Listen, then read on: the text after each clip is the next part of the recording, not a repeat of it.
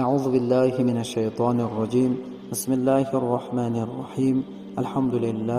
الحمد لله رب العالمين، والصلاة والسلام على رسولنا محمد وعلى آله وأصحابه أجمعين.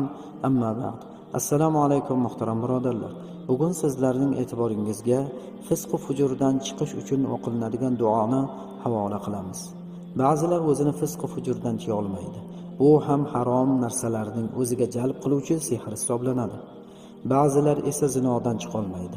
Ba'zilar aroqdan qutula olmaydi. Shunday holda qolgan kishi uchun 3 kun roza olib, har kuni bu ismni 1000 martadan o'qisa, Allohning fazli bilan bu balolardan yengil xalos bo'ladi. Bu ismni 9000 marta o'qisa, barcha niyatlar ravo bo'ladi. Qutubul Irshodda mazkurdir.